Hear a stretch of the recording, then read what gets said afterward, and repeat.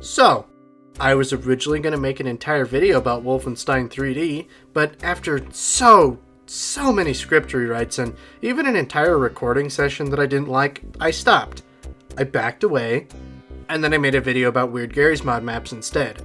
But since then, I have tried a few more times to make a Wolf 3D video work, but then I realized I don't actually like Wolfenstein 3D. It's boring and repetitive, and that's where I was getting caught up. I mean, I understand Wolfenstein's importance to the FPS genre, but I lack the talent to make a video about Wolfenstein work. So for now, if you're wanting a good Wolfenstein video, I suggest either the one by Civvy11 or that Trav guy. They do a much better job at making a good Wolf 3D video. But as for me, I'm skipping Wolfenstein, and I'm going straight on to the series that buried Wolfenstein for nearly a decade. Doom.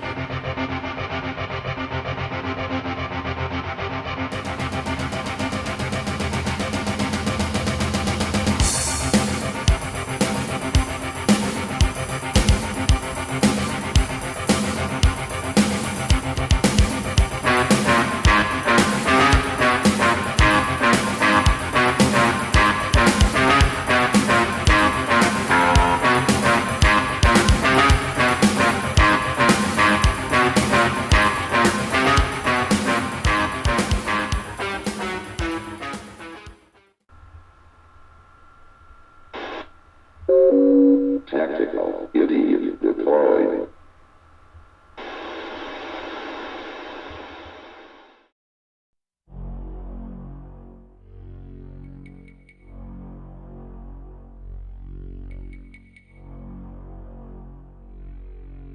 Yeah, that's right.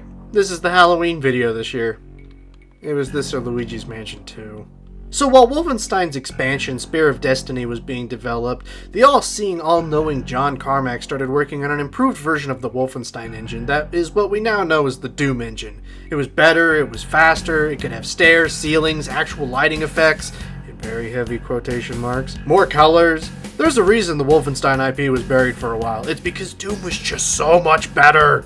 At one point, Doom was installed on more computers than Windows, an accomplishment no other game would ever see. Doom is probably the most important FPS ever. Sure, Wolfenstein defined what an FPS was supposed to be, but Doom just did it better. There were more weapons, more enemies, the levels weren't long maze-like areas with repeating textures and enemies. Have I mentioned I don't like Wolfenstein?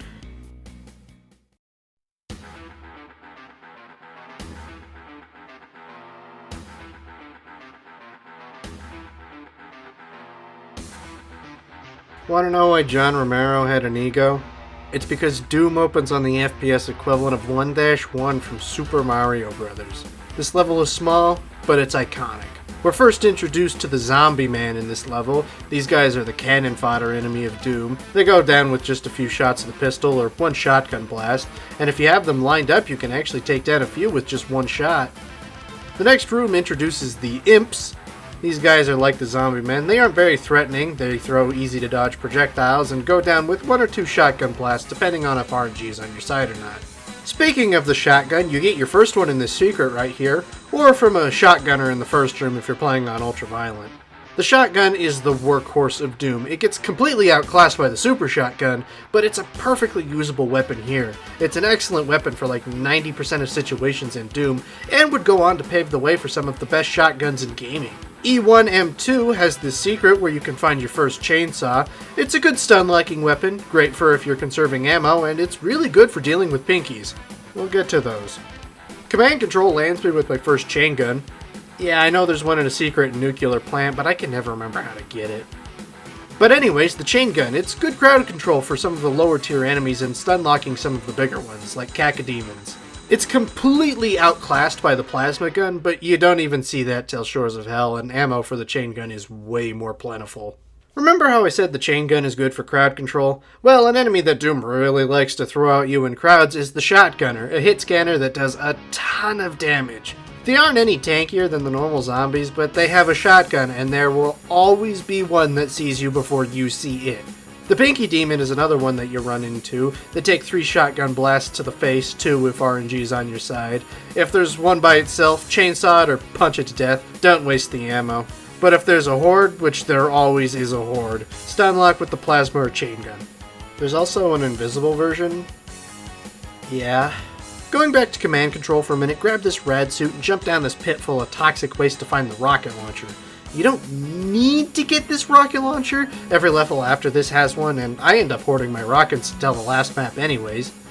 E1M7 Computer Labs, aside from E1M1, is probably the most noteworthy map in Knee Deep in the Dead. I haven't really been talking about levels all that much in episode 1 because there just isn't much to say.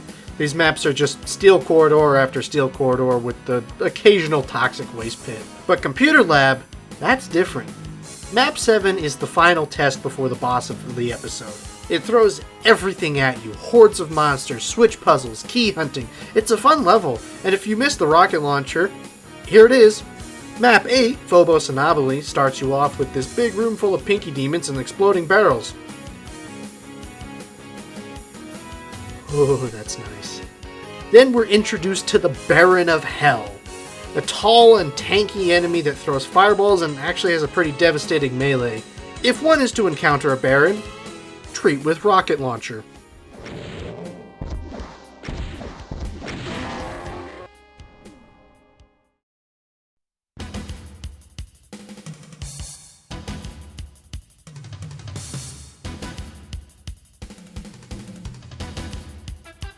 Episode 2, The Shores of Hell, in my opinion, are the highest point in Doom. The levels feel more unique than they do in episodes 1 and 3, for the most part. E2M1 is a lot like E1M1, just more zombies and imps this time. Get the secret over here to get the plasma gun and to meet the Cacodemon. The Cacodemon is a flying meatball who spews fireballs and has a melee attack that you shouldn't even trigger if you're playing the game right. These guys are tough. They take way too many shotgun shells to take down. Instead, stun lock them with the chain gun or plasma gun, or if you're really feeling ballsy, chainsaw them. Speaking of the plasma gun is a better chain gun. It does have the one downside of firing projectiles rather than being a hit scan like the chain gun, but it ultimately doesn't matter because I hoard ammo for the cyberdemon. Containment Area, which could be the worst level in episode 2. It's not, but it could be. I mean, it's the first appearance of the Berserk power-up, a power-up that gives you 100 health and multiplies your punch by a factor of 10 for the rest of the level. On your way to get the blue key, there's this secret with a chainsaw in it. Sweet! There's a lot more pinkies this time around, and it's nice to have one of these for dealing with them, and punching with the Berserk can only go so far, and... oh. Lost souls. The Lost Soul is the very definition of f*** you. They come in massive hordes and you'd think they'd go down fast. They're little, they shouldn't be tough, right? No! They take 2 shotgun shots to die! And this game thinks I'm gonna chainsaw all these guys? Screw that!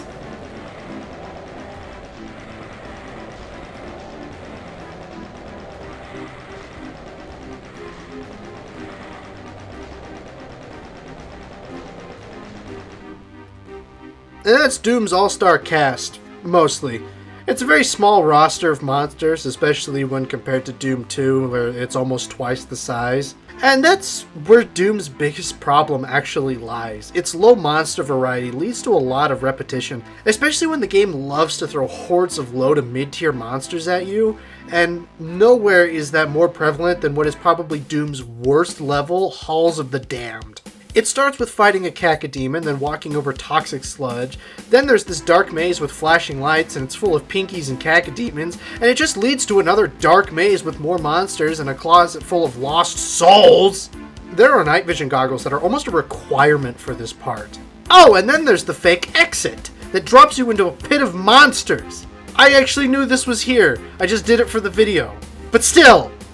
Once you grab the yellow key, all areas between you and the real exit flood with monsters. But it's fine. I'm fine. This level didn't definitely account for half of my deaths or anything. Spawning Vats puts an invisibility power-up right next to a Berserk. This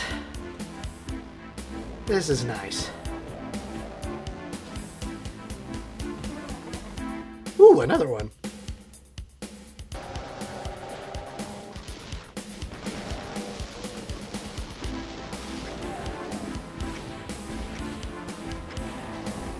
The pants being heard around the world in 1993 because of this level must have been surreal. The cyberdemon, a towering demon that's got a rocket launcher for a hand. He's got a ton of health and fires his rockets in bursts of 3. But this fight, this is what I've been hoarding my plasma ammo for.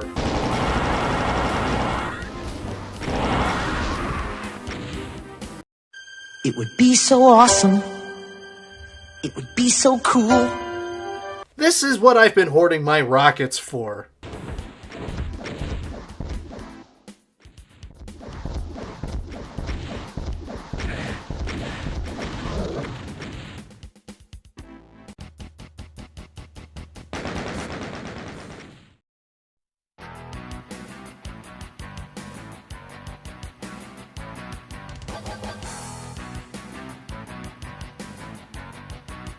Inferno!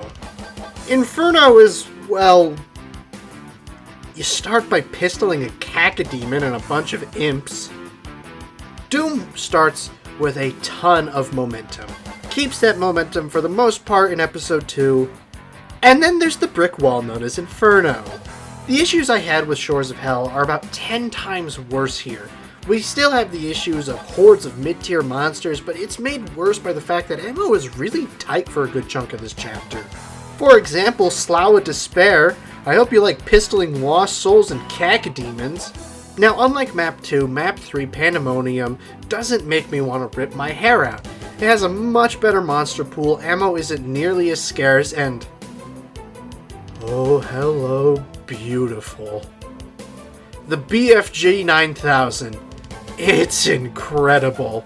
It turns anything on screen into a pile of blood and gore.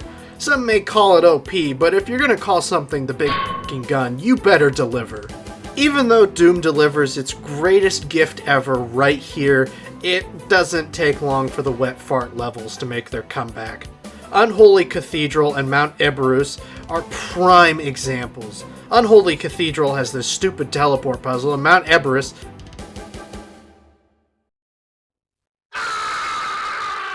yeah, I love Fire Blue. It doesn't burn my retinas at all. And the best part is, this is where I spent most of my time in Inferno.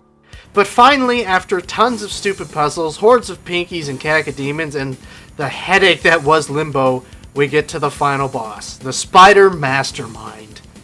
This thing is a hit scanner. It fires shotgun shots, but it fires them like a chain gun. Treat with BFG. That's it.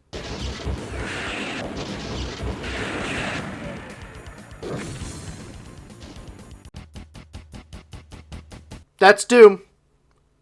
Oh, wait.